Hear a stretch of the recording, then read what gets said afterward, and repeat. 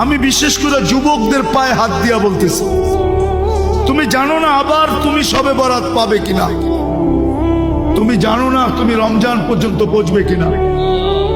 আমিও জানি না যে আমি রমজান পর্যন্ত পৌঁছবে কিনা, আমিও জানি না আগামী 1 বছর পরে শবে বরাত পাবো কিনা। আজকের রাত্রটা হলো কালার রাত্র, নিজেকে রঙিন করো।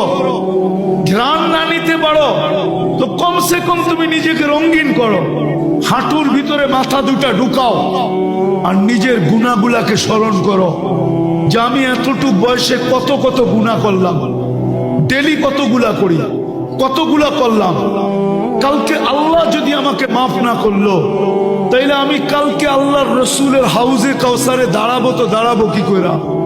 যদি বিতাড়িত করে দিল তাইলে আমার হবে তো হবে কি?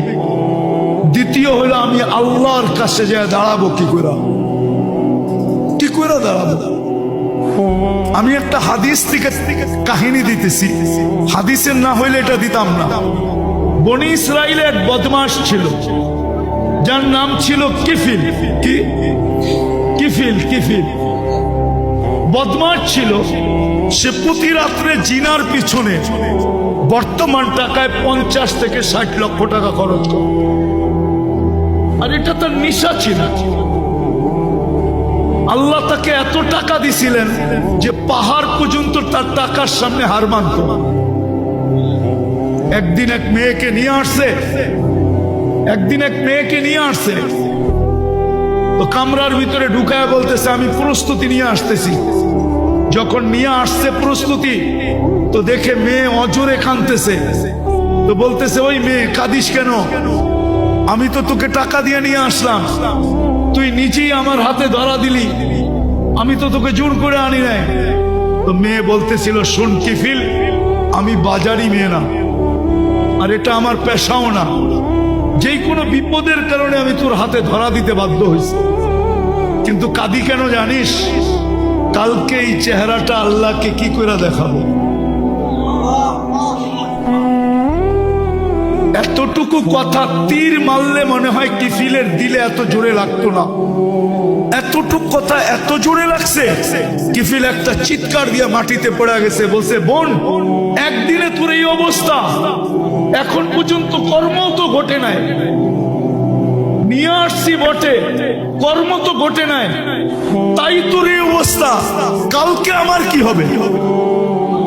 সে একটা চিৎকার দিয়ে মাটিতে পড়ে গেছে আর বলছে বোন তোর কথা তীরের চেয়ে বেশি আমার দিলে লাগছে, আমি হাত তো দূরের কথা তোর গায়ে আঙ্গুলও দিব না, টাকার থৈলি তোকে দিয়া দিলাম, কিন্তু একটা অনুরোধ করতে বলবো না। বলছে সেই অনুরোধ কি? বলছে তুই চোখের পানি দিয়ে আল্লাহকে একটু বলে দে না যে আল্লাহ যেন আমার তওবাটা কবুল করে। আমি তওবা করলাম। ওই রাত্রেই কিফিল মারা গেছে।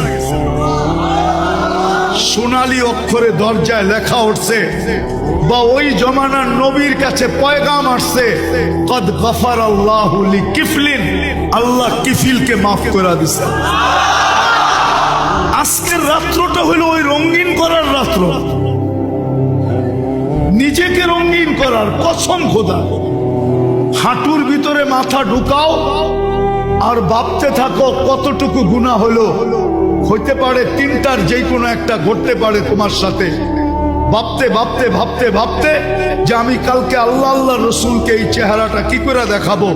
হইতে পারে তোমার অগোচরে এখানে একটু পানিও জমতে পারে, হতে পারে তোমার অগোচরে 1 ফোঁটা পানি গাল পর্যন্ত আসতে পারে, হতে পারে তোমার ভিতর থেকে একটা চিৎকার বাহির হতে পারে যে আল্লাহ, আয় আল্লাহ, বরকতের রাত্রি, রহমতের রাত্রি, 13 নাম বিশিষ্ট রাত্রি, আয় আল্লাহ, আয় আল্লাহ, আপনি আমাকে মাফ